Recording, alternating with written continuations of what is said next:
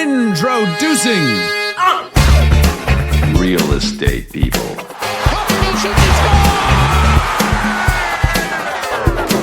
Hey, we're the Bills! What are you talking about, Willis? We're the real estate people. We're hitting this from the seller's perspective, right? And most sellers, like, how many houses does somebody sell a year? 3 to 5? Or, excuse me, in their lifetime. Yeah. 3 to 5 would be I know, sick I was... a year. But Right. most people go three to 5 homes in their lifetime. So, Yeah. like, understanding what happens through the closing process, like, if you have your seller, like, throw a blanket over them, that's what they feel like. They have no idea what's going on. They have no idea what's next. And, like, from my perspective of the industry, this is where we always earned our referrals. If we could just tell people what's next, you earn their trust, you earn the access to communicate with people in their network. Yeah. Plain and simple. So that's what the transaction process is, like unpulling that wool under their eyes, making sure they know. And then as a team, and you do a fantastic job at this, is consistently being 10 steps ahead Right. of the part of the transaction that we're on, no matter how many transactions we have under our team umbrella. Yeah. She's a gangster at what she does, like the OG of transaction coordinating. Thanks. Absolutely. And let's embarrass her a little bit in a second, Oh my but God. every transaction's different, Yes. right? There's always like other steps involved depending on what's going on. Personalities of Right. sellers Yeah. is a huge factor as well. Work ethic Absolutely. of other professionals Yep. comes into play often. The third parties that you're working with, it's really just, it's like we were just saying before, like the outline of what a sale is, it's pretty basic. It's the same thing, but all the variables change for each and every contract, each and Yes. every one, because it's different people, it's different personalities, different attorneys, different vendors, different lenders. So you never know what you're gonna get, but it's the same basic outline. Exactly. So that's what I was saying is like we could literally do a podcast for every seller Yeah. to explain every Right. step of the process for them. But we're just doing broad overview today. Yeah. You know, the basic steps, and then when a seller is actually selling, that's when we'll actually sit with them and tell them the steps for their specific transaction. Yeah. But Intro let's talk about story. Meg for a sec. Megan. I think when I first met you, you weren't married. It was Megan Owens. Yes. Now Megan Pauley. I have to Yes. correct myself because I always think MO in my head, but it's MP now. Yep, MP, yeah. But you've been on the Jobber team It'll be 4 years in January. 4 years in I came on January. in January of 2020, right before everything Got crazy. shut Does down. it seem longer than that? Like, because it seems like it would be impossible for us to function without Megan. Like, can you imagine the days before Megan? Well, the days before Meg was on the team, we were working with Meg often at her previous job, and Yeah. that is literally the reason why. And I kind of stole her from somebody in the industry who forgave us eventually for snagging Megan, but. Yeah. We were running transactions, however we were doing it. I don't even remember how we were doing it before Megan. Right. And Megan went out on maternity leave for her first son. Mm-hmm. And I didn't even know that happened, right? Right. You just did I that just went as out, your yeah. other job. Mm-hmm. And then our clients started calling and saying, yo, what happened to Megan? Where's Megan? And I'm like, I heard this like 6 times in a week, like the week she went out on maternity leave at her previous job. Mm-hmm. So I was like, I got to go get Megan. So Meg, I started talking right when she went on maternity leave. And then when she came back to work at the Jobber team and not at her previous job. And we had to do a lot of begging for forgiveness. I know. Yeah. But I'm sure he's happy for us now. The guys Yeah. who took you from. Yeah. Thanks, Mark, for grooming Megan for Yeah. us. Thanks, Mark. Everything I I, mean, you learned still was have a from great them. relationship with him. Right? Unbelievable Yeah, from so- every angle. Yeah. No hard feelings at all. No. And you know what? It would have been, my position would have been different if I went back there anyways after maternity leave. I wasn't going to be doing 100% real estate paralegal because it just isn't feasible when you have a newborn baby to be doing what I did before. Like I was Yeah. working crazy hours. So it would have been different anyway. So that's why I didn't think it was a big deal that I was leaving because there was already somebody else in my old position. So But her background as a paralegal, like, just gives you so much primed, like, yes. juice to be able to, Yeah. like, do transaction management at scale, which you've been able to do. And, I mean, is there a number of transactions where you would like, you know, that you could confidently handle all of them at X amount under your belt at once? I mean, I don't even know what the number is. I feel like it's like second nature to me now. And Seems that way. yes, and like it's just I don't know. And especially 50 to 70 at once? sure. Yeah, I feel like I could definitely do that. I feel like that's what I probably do right now. There's probably 40. Actually, I think we just had a lot of closings, so we only have like 20 under contract right now. But like in like the very intense like summer when like we're super busy, yeah, it could be that high, and I could take it. And the software that we have helps me immensely. I was able to build out software to completely go with my workflow, so I built all of that out twice. I did it with TC. I did it with Sisu. Right. Hopefully in the future we can do something else. We're doing one more pretty soon. Yeah. But isn't that like Yeah. handles that job well, but also is like super curious about like software. Yeah. And like you get it, right? So you have to be a certain level of intelligent too to be able to like handle new software and build out the sequences and workflows. And Yep. I think you did it in like a week and a half for I the loved one it. we just switched to. Yes. And it's like just I love hearing that, like that Yeah. you just own that technical part. Yeah. So to have like a transaction manager who's technical and super intelligent just sets us up to like own that part of the transaction, which needs to be owned because people's, livelihood are on the line with selling their house or buying their new one. So Just super stressful it's time, basically so. having in-house legal counsel. Having Megan, she's done so many transactions. Yeah. Yeah. Because I was a paralegal for 4 years before I jumped on here. So I've been in the real estate industry for 8 years. So I feel like with that background, working for attorneys, having that legal background, and then I have the transaction background, and then also learning for the past 4 years what you guys do as real estate agents, I feel like I'm very well-rounded in real estate. I know aspects of every section. My dad also is a big loan officer in Buffalo. Shout out to Gary Owens. Big in Bank. volume and quantity. Right. And so he's done that my whole life. So I've always heard. So I know about like the lender side. I always have an in. If they have a question, I can just reach out to my dad. So I feel like I have aspects of my life where if I don't have the answer for it, it's very easy for me to find it and very quickly for me to find it. So I didn't ever think background- of that. The real estate, the real estate broker experience, the real estate lending experience, and the real estate legal experience that Meg has. Yeah. That's like so many years of experience in Yeah. one young human being. Yeah, I It's mean, there's amazing. such insane value in having a person like Megan. Not only do you do a fantastic job, but you do have all that experience. And agents, we're running around, we're showing houses, we have a lot of different hats that we wear along the way. And there's value not only in having someone like you, but it's amazing for a consumer to have someone that's a part of the transaction that their literal job, like this is what they do. They keep their eyes on every step. Yeah. They keep everyone moving. It's just peace of mind for everyone involved, And I see a lot of times, even if another agent has a transaction coordinator, it seems like you do it so flawlessly and easily that everyone kind of relies on you, our side and their side. And Dude, it's the biggest blocker. It's the biggest bottleneck to real estate agents' abilities to do more deals is managing their existing ones. yeah, So, I could see that. Agents, do you need us to repeat that? Your biggest blocker to doing more deals is managing your existing ones.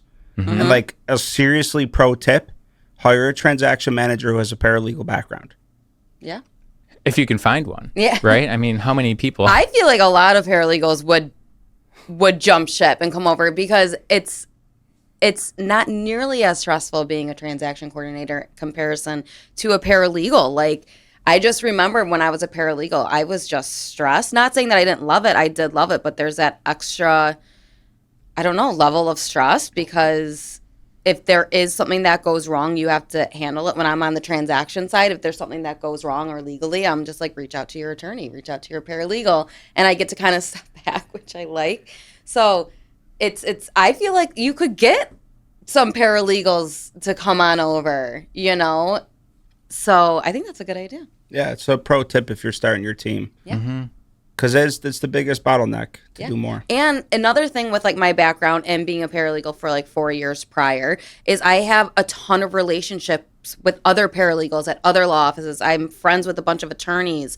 Like, so if I'm not getting answers from our seller's attorney, I can always reach out to the buyer's attorney because I'm friends with them. Hey, what's up? What's going on with this? Or I've made friends with a bunch of transaction coordinators. So it's good to have all that background, but then it's also good to become friendly with the people in your industry because then you all work together. Like there's certain transaction coordinators when I see they're on the other side, I'm like, yes, like this will be a good one. This will be easy. The communication will be open. And those are the ones that I look forward to. Who's the toughest real estate lawyer out there? Oh my God, do I? Can we say? Can I say? I don't know. Why not? You can say it and I'll bleep it out later if you, I you mean, don't want to. I want to say if you have Rick Borman on your side, it's amazing. If Rick Borman is against you, He's going to make beware. you fight. Beware. Especially if there's an issue. Okay. I mean, I'm sure. Who do you think? I'm sure, like, Rick would appreciate knowing that. Like, you want your lawyers to go to, like, war for your And clients. his paralegals when needed are to. amazing. Yeah, they They're don't great. handle any BS. Yeah. I don't know. Tough attorneys out there. I mean, you deal with all of them. For Like me, Mark so is I'm not absolutely amazing. Mark Longo. Yeah. And he does everything. We Like had his him on an office episode with Danny earlier and on. then Nick Ingracia is over there now. Like that's like a powerhouse right there, I feel like. You worked for Mark Longo, right? I worked for Mark Okay, so Longo. that's a testament that you do still have a good relationship with Mark because he came on the podcast, right? Like you stole Meg from him, but He invested in Offerwell. Like, Absolutely. Mark's so intertwined with our network. that. It's, yeah, That's awesome. for sure. Mark came in. Okay, so this whole series that we're in right now is all about sellers. We've taken, them through all the beginning stages of like preparing the house and the paperwork involved and staging and stuff like that. Now we're just doing a brief overview of contract to closing. So we're going to try not to get into the weeds on any one step of the process. We're just going to give a broad overview and Let's go talk from there. details of each of the contingencies. Yeah. So the first Yeah. contingency in every contract's attorney approval. Yep. Meg, tell us what that looks like. Attorney approval. So when I get the contract, when I send it over to the attorney then has 3 business days to get in touch with their client, the seller, go over the contract, any contingencies, the deadlines.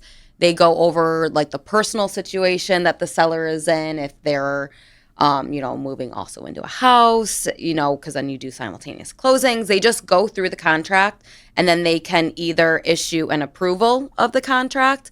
They can do an approval with, what would it be? Conditional, like a conditional approval, I guess is what you would say, which would be conditions in there, or they can disapprove the contract. So there's those 3 things that they can do within those 3 business days. So that doesn't include weekends, doesn't include holidays.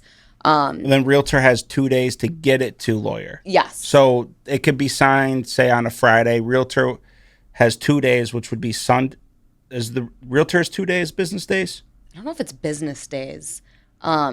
We'll check on that. But like, okay, contract gets signed I on know- Sunday. Realtor I think it's has just- Monday, Tuesday to get it to lawyer. Then Yeah. lawyer would have Wednesday, Thursday, Friday to issue. To issue Approval one of or those not. 3 things. Yeah, approval, conditional approval, or they just decline it. How often do Disapprove you it. see disapprovals?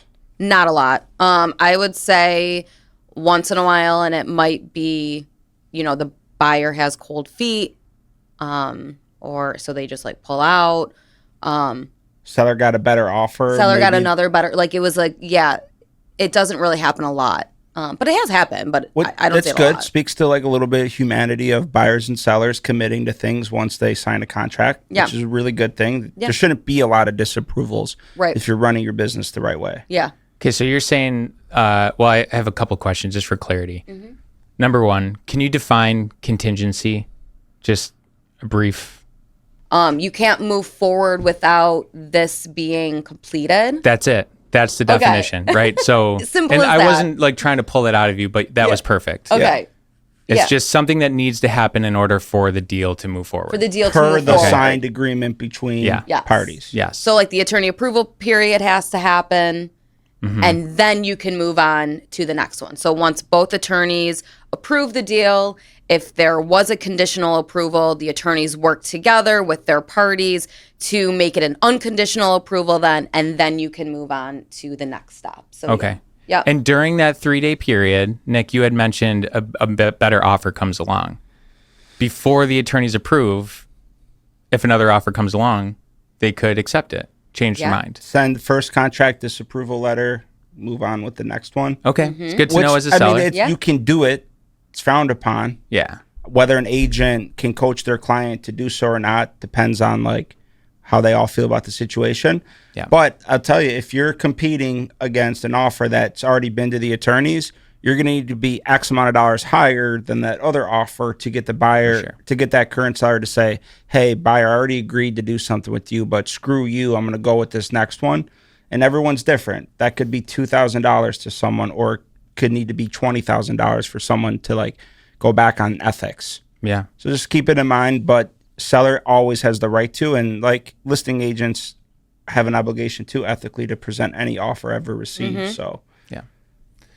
Okay, so attorney approval happens. Both sides approve it. So then you move on. Say there is a home inspection for this one. Say it's like a 3-day home inspection. So then they have 3 days after the attorney approval period is complete. So like I know it says 3 business days. They have 3 business days, but say they only take 2 business days. That home inspection will start off of both of those attorney approvals being issued.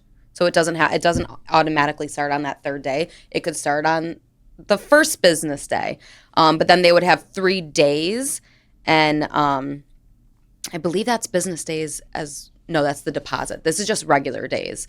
That's where it gets a little dicey. So home inspections, you would have 3 days to then complete the home inspection and get a property inspection notice addendum out. A PINA. The PINA. Yeah, PINA. Property inspection notice addendum. Yeah. So then that's X amount of days per the contract to perform inspection and negotiate results of it.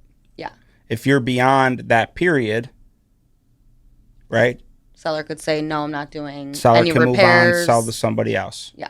Okay. So if buyer's outside of their home inspection period, but then it's kosher for buyer to let seller side know within 24 hours, hey, there are unsatisfactory results. We're looking into this. But if you're outside of that period, beware. There's liability there.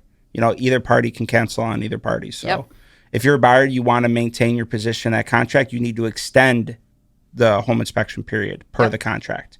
Which would just be like a quick addendum that I would prepare, you know, all Well, parties seller have doesn't have agreed. to sign, though. Seller could say no, like, Seller figure it could- out. I'm entertaining other offers. Right. So inspection happens. There's some negotiation potentially afterwards, depending on repairs that need to be done and who's going to do it, who's going to pay for it, when it's going to be done, all that. But once you move forward, that PINA is signed and there's some kind of agreement, then The deposit. the deposit. Yes, I would say the deposit. So that is then after you get the fully executed PINA, the buyer then has 2 business days to submit their deposit, which is whatever they agreed upon in the contract. Could be $1,000, $5,000, $20,000, whatever. They then have 2 business days to drop it off to the office. They can wire it. They can mail it. And a lot of people forget this too. It's 2 days to be received and deposited into the listing agent's escrow account. That's what the contract says. Deposit. Right. So if you're mailing a check, it takes more than 2 days to get somewhere and get into a bank account. So keep that in mind too. Like brokers, you got to put that money in it's supposed to be within 2 days of into your account, right? Which and a lot of times buyers agents will actually drive it to the listing agent's brokerage and drop it off. Yeah. Like in person, say, here you go. That's why I'll ask for a copy of the check before they put it in the mail, before they drop it off, anything, just to show proof that we do have it. It's being dropped off or it's being put in the mail or something. So at least we have a copy of the check and proof that it has been, you know, at least filled out. They're going with good faith and they are going to like send it in. Yeah. So Okay, and the deposit is the amount of money that the buyer puts into an account that's held by the listing agent's brokerage, because that money is going to be used for closing costs.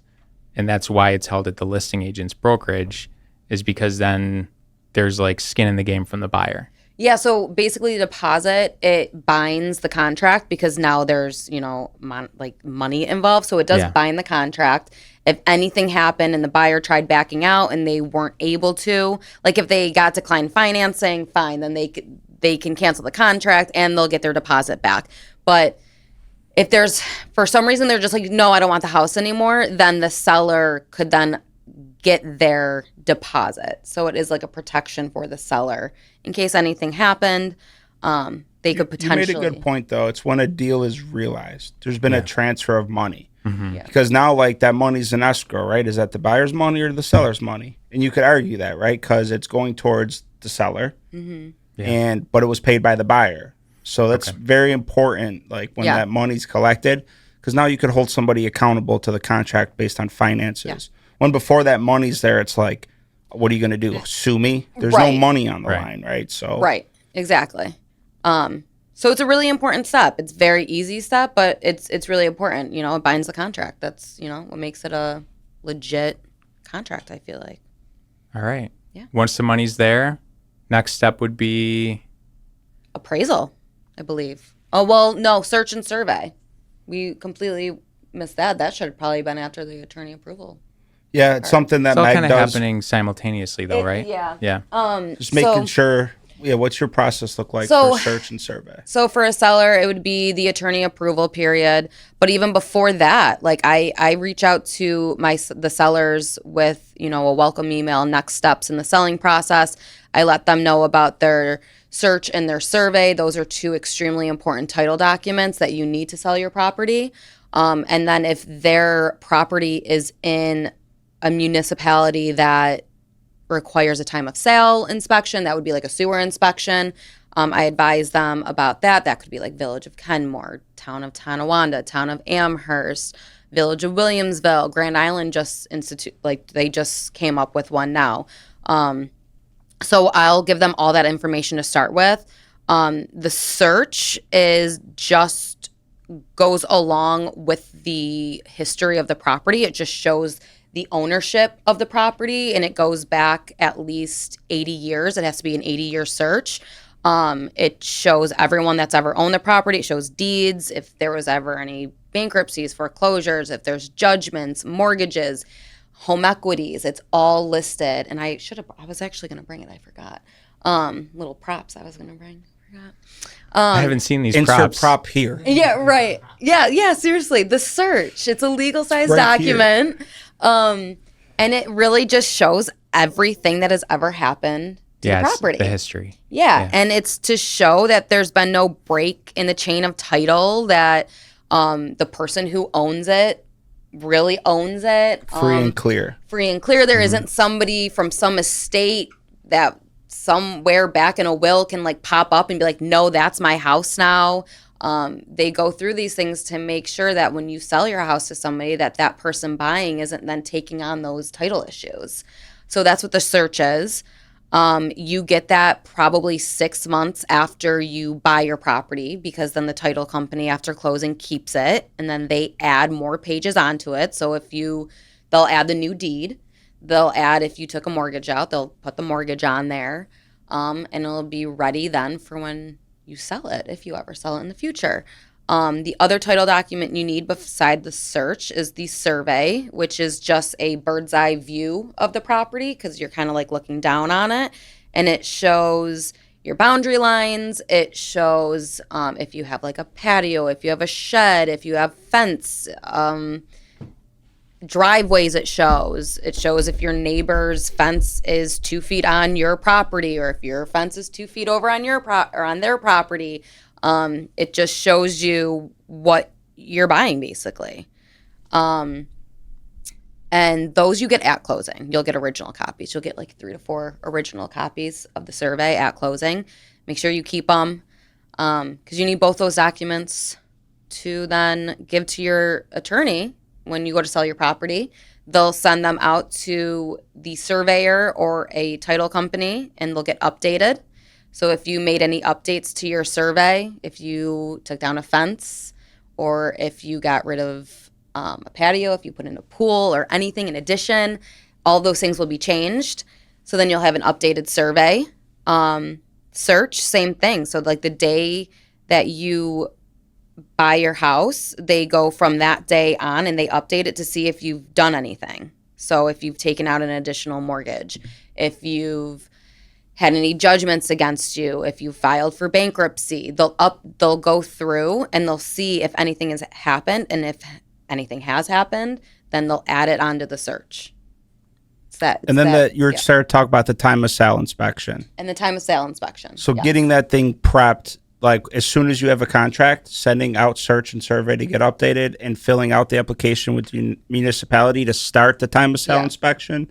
That's how a seller can get really ahead of a deal. Right. And Megan makes sure they understand that with her welcome email, and then holds them accountable to getting those things done, because they are some of the more lengthy things that have to happen for a seller to close. Right. Search and surveys, they can take anywhere from 4 to 6 weeks just to be updated. And the contract is contingent on this stuff. Yes. It's contingent on a clean survey. It's contingent on updated title. It's contingent on getting the time of sale inspection. Yep. And so like say you bought your house in 2015. Okay, so from 2015 to 2023, there's not that much time to be updated. But so it might only take like 2 weeks for it to get updated. If you have somebody that's older and they've lived in this house since 1970, you have to update it from 1970 to 2023. So that's going to take a little bit longer. So it's really important that these documents get dropped off to your attorneys ASAP, because those are the major reasons that these deals can get held up, because these third parties are also working with other people and doing other stuff. So they're bombarded. So it's really important to get those out to your attorney as soon as possible. There's ways with the survey that you can get around it with not updating it, if it's within a certain amount of time and nothing has changed on the property, and say the lender accepts an existing survey, you can do that. The seller can save $400. They just have to sign an affidavit of no change at closing, just to prove that nothing has changed on the survey. But there's ways that you can, try to make that process go faster. But that's really the most lengthy process, I think, in the real estate transaction, is those documents being updated. That's what really holds especially on the seller side. Yeah. And this is all happening while the buyer is going to get their financing. And doing their home inspection, all this is all happening simultaneously. And this is those are the 15 other people that get involved in this thing prior to successful closing. Right. And then the time of sale, like you were saying, say it's Village of Kenmore, I believe you just call them, but they come out and they check to make sure that your sewer lines and all of that are in compliance with the village. Say they're not, then you might have to go spend $7,000 to put a sump pump and a bubbler in. Right. So that's super important, again, that you get those done right before, really quickly, really fast, because if you have to do repairs or anything like that, that's going to take time too.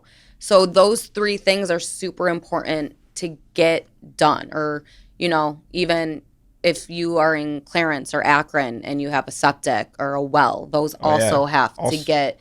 When you go rural, there's more stuff. Yeah, so then those are, instead of the time of sale, you have to do, a septic inspection, a well inspection, and that you're dealing with the health departments. So those can take a little bit of time. And all of these things are contingencies that are within the contract, whether they're stated on the contract or built into the language in there. Mm-hmm. They're all requirements of the seller to transfer title.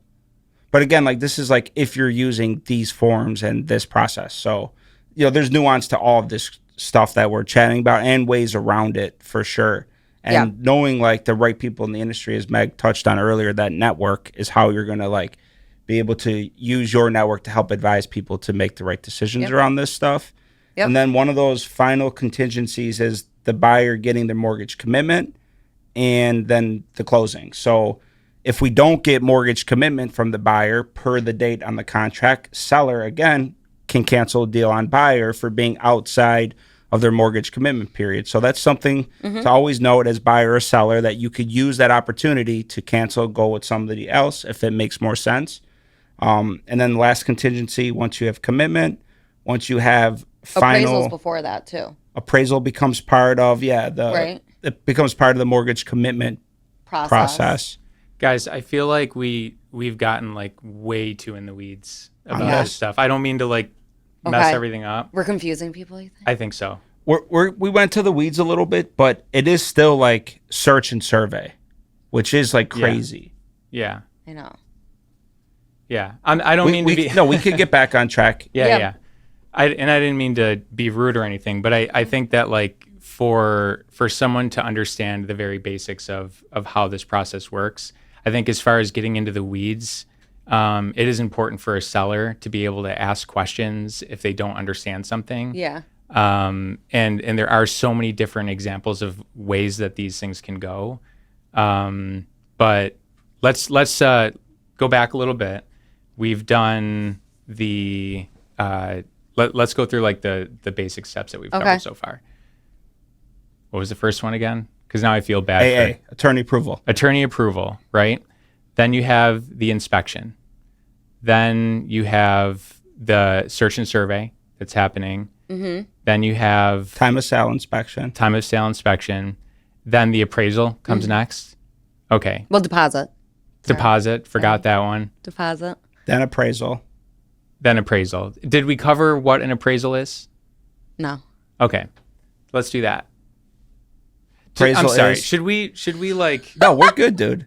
I I understand. feel like sweaty and I feel like we've I feel need like a that minute? started I happening think I need a minute. You in need the a middle minute? of So we'll say this. So we'll say seller accepts a contract, and then I get the contract. I then have 2 days to get it out to their attorney. Their attorney then has 3 business days to approve the contract or disapprove the contract. After the approval happens, if there's a home inspection, the buyer has X amount of days to perform that inspection, to go through the report with their agent. They can request repairs, they can request like seller's concessions, anything. But once then the home inspection is all set, then you go into the deposit, and then it's 2 business days from the PINA being executed, the property inspection notice addendum, yeah. the PINA. Once that is complete, then the buyer has 2 business days to get their deposit over to the seller's broker. Yeah. And then after the deposit, that's when sellers should really focus on getting the survey to their attorney to send the new survey out for updating. That's when the seller should really focus on getting their copy of their search, aka their title, to their attorney to send out for updating. correct. And to work with their transaction coordinator or their listing agent or themselves, if they know this, to work directly with the municipality to apply for the time of sale inspection. And this is all because all of this stuff is a requirement of the contract that was signed. Now, whether it's explicitly or implicit within that contract, this all needs to happen before closing. Now, seller's attorney and seller are moving on their work. Buyer is moving forward with their stuff, like you just talked about. If they're buying with a lender work starts, right? Actually applying for their loan, paying for the appraisal. Yep. The mortgage commitment is going to be contingent on if that appraisal was successful. Then Yeah. you get that mortgage commitment. Yep. Seller gets all their stuff they need done. Attorneys work together on time to close. Final walkthrough exists. Keys transfer. And now you're into our post-closing loop. Yeah. Post-closing follow-up system. Yeah. Yeah. Not a lot of spam. But that's just the general aspect of top Yeah. to bottom. Yeah. But the issue is 15 different personalities, 15 different professionals, 75 different opinions on Yep. how to do all the different parts of it. Right. And then the nuance that exists because of the emotional experience of somebody selling their home or buying a home. Yeah. And then the consumers choose to hire agents to help them execute this, whether they appreciate the marketing or appreciate the pricing or appreciate the confidence an agent gives. Whatever the value prop is, there's so much there It's just how do you communicate to somebody so that when they get that closing statement and see 30, 40, $50,000 in some circumstances going to brokers, that you stood up your position in that transaction. Yeah. I think a lot of times when I'm working with sellers, they do have questions. They have questions about the appraisal and what that is. And the way that I always say it is the appraisal is the bank's opportunity to kind of cover their ass to make sure that they're lending you the right amount of money. Mm-hmm. They go in and they do comps just like an agent would do. They're not going to lend someone more money than what the house is worth. And so that's what the appraisal is for. They say, yes, you're going to buy this house for $250,000. We agree the house is worth $250,000. Right, because you might be putting 5% down as the new buyer, or 10% or 20% down. The remaining amount is the bank's money. So technically the bank owns X percent of that house, depending on the down payment. Yep. And the bank wants to make sure that if buyer, based on their personal financial situation, buys this house, are they going to be able to afford it? Because the bank's not in the business of owning real estate. The bank is in the business of lending money. Right. This doesn't work to the bank if they have to foreclose on people and take houses back. This only works if they, their system is based on how their revenue models work. Mm-hmm. Yeah. But it's a process. And I always think about volleyball for some reason, because you could have 6 people playing a game of volleyball, and if you have one weak link, it's going to affect every other point at least. So you're only as good as the team that you have around you helping you execute. And if you're looking to put W's in your asset column for real estate assets in your asset column for your life, you're only as good as the team around you helping you do it. Absolutely. So then what was I think in our next episode, we're going to be talking about the few days leading up to closing and then the actual closing.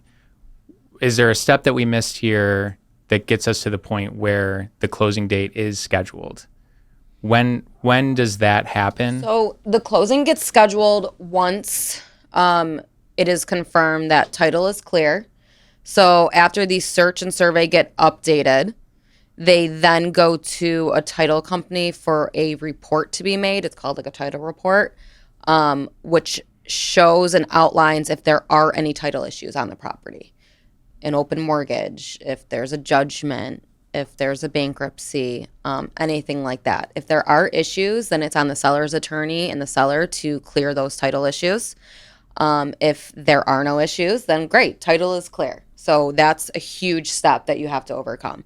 So once you get title clear, and once the lender, if the buyer is obtaining a mortgage, once the lender is good to go on their side, they will issue what's called the clear to close. So once you have the clear to close and the title is clear on the property, then the closing can be scheduled, basically. There you go. And that's probably one of the hardest part of the deal is getting 3 lawyers to sync on the same time to close a transaction. Yeah, and that's so the lender, especially in the summertime. Yeah, if the buyer is getting a mortgage, the bank gives so there's also a bank attorney. So the bank attorney will give the first available date that is they're able to close on. Is this based on their own schedule, what they have going on? Some banks follow TRID, which is a banking regulation, and they have to have the buyer has to have the closing disclosure in their hands 3 business days prior to closing.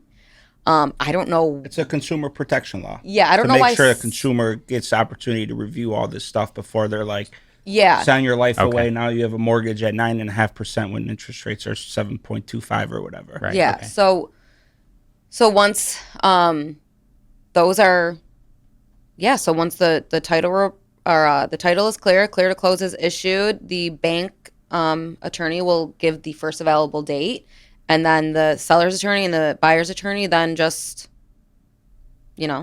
talk to their clients, schedule, and see when they're available. What if that day works, what time works, where they're going to go. They do all of that. And you have 2 hours to grab checks and take off work to get to closing. Like that's a lot of times how sometimes happens at the end like that. But I feel like Yeah, it's normally kinda like at least everyone's. 3 days you'll know in advance. At least I feel like usually lately it's like a week in advance. but the bottom line to the consumer here is like closing's not going to get scheduled until you okay it with your lawyer. So Yeah. don't feel the pressure at the time because other people are putting pressure on you because they Right. waited for the last second to do something. Yep. Take your time, read your disclosures, read your mortgage paperwork, read the closing statement from your lawyer, know what is going on at all times, and never feel afraid to ask. Like, Yeah. the only bad questions are the ones that aren't asked. So, And then they'll do a final walkthrough Mm-hmm. with you guys. Make sure everything is good at the house, no issues. And then if that's good, it's yours. if you're It's a gone. seller, you don't have to go to closing. You can sign your sale documents prior to closing. You can, do it a week before, 2 weeks before. You don't have to be in town. They can, if you say you live in Florida and you're selling a property up in Buffalo, your attorney can FedEx those sale documents to you. You just have to go and get them notarized at a bank, FedEx, UPS, anything, and then you'll just send them back. So yeah, when it comes down to closing, being on the seller side, it's easier. You don't have to go to closing. You just got to figure out how to get your proceeds, and you guys Smile will and worry. walk away. Yeah, you guys will worry about the keys, Good getting luck. the keys to the buyer. We worry about getting the lockbox off, the sign out of the ground. We do all of that. So, yeah, One of you're the close. one of the things that I tell sellers is just to be present and be in the moment as you go. Always pay attention to what your very next step is. There's going to be things that you don't understand. There's going to be things that you have questions about that are confusing, over your head, whatever. But as long as you're staying in communication, checking your emails, and doing the next thing that you need to do, Yep. then at the end of the deal, everything works out. It'll be done. It might not be to the exact script that you have in your head as a seller. You might think it'll go smoother. It might not go that way, but we will make sure it gets to the finish line. We will make sure at the end of the day, you're happy, and it's supposed to be a good process. Yeah. It's supposed to be, for some people it might be sad why they're selling their houses, but for the most part, you could have a growing family, you could got, a promotion, so you're getting a bigger house, like, you know what I mean? It could be anything. It's supposed to be a happy time in your life when you're buying a new house. Yeah. And we're there to make it happy for you. It's very stressful, and it can be, but that's what I'm here for. That's my position, is to take that stress away from you, so they can text me, call me, email me. I am on my phone. I am on my computer 24/7. We got back to a new client yesterday on Labor Day, so mic drop. That's how we roll. Well, Megan, you do a fantastic job, and thanks for being on the podcast. Thanks for having me. It wasn't as scary as I thought. Except for sweaty Eric and, getting off track a little bit, but that's what we do.